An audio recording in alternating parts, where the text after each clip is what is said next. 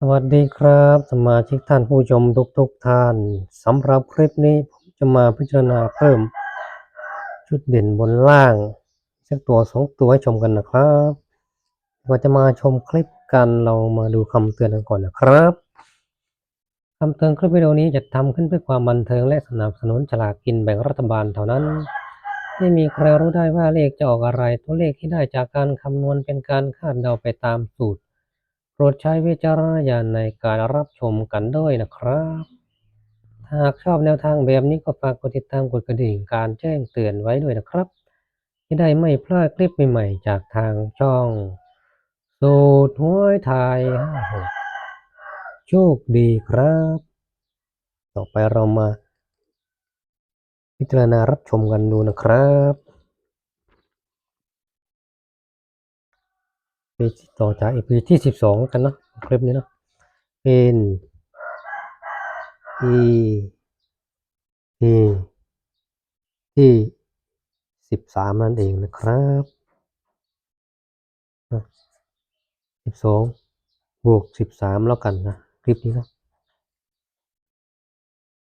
ตัวที่พิจารณาเพิ่มมาเนาะเพิ่มชุดเด่นเนาะตัวนี้เป็นล่างเนาะเป็น1เด่น2เพิ่มตัวนี้มาเนาะล่างพิจารณาแล้วหน้ามานะครับมันเพิ่มอีกสัก1ตัวบน2ตัวบนเพิ่มมา2ชุดนี้ไว้ให้พิจารณารับชมกันนะครับปีที่13เพิ่มมา1ตัว2ตัวนะของบนเนาะนั่นเอง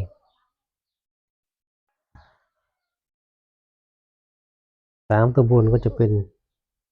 ตามนี้นะครับ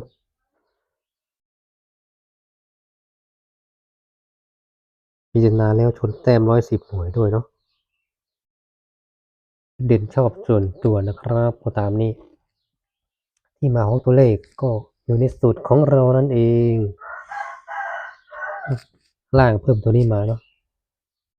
ก็อยู่ใน EP ที่1เนาะ EP ที่1ของล่างนั่นเองเนาะตัวนี้เพิ่มตัวนี้มา1ตัวเนาะนั่นเองเนาะข้างล่าง EP ที่1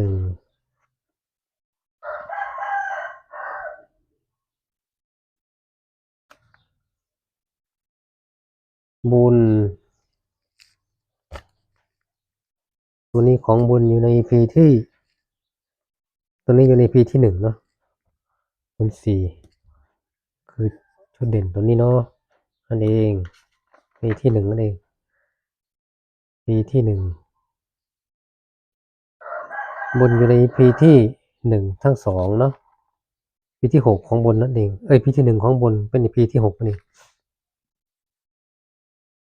คือตัวนี้ที่เพิ่มมากับตัวนี้เนาะนั่นเองเนาะ2ชุด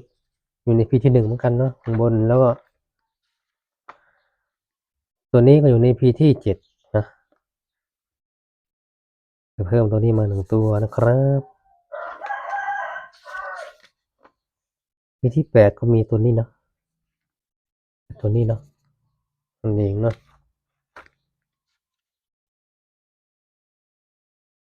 นั่นเอง EP ที่9ก็มีนี้เนาะ3ตัวก็ตัวนี้เนาะ3ตัวโต๊ด EP ที่9นั่นเองปักหลักให้เป็นตัวตรงตัวนี้อัน1ไว้ข้างหน้านั่นเองเนาะนี่จะเป็นตัวโต๊ดนี่จะเป็นตัวตรงเน้นตรง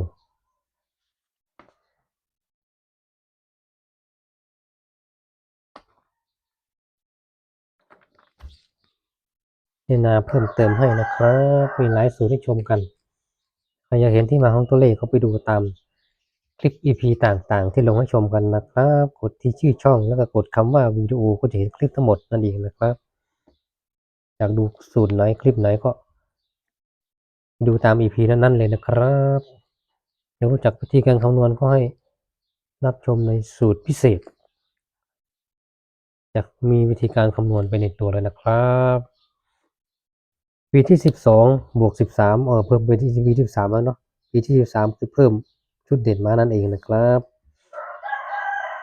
ปีที่13เขียนใส่แผ่นในปีที่12นั่นเองนะ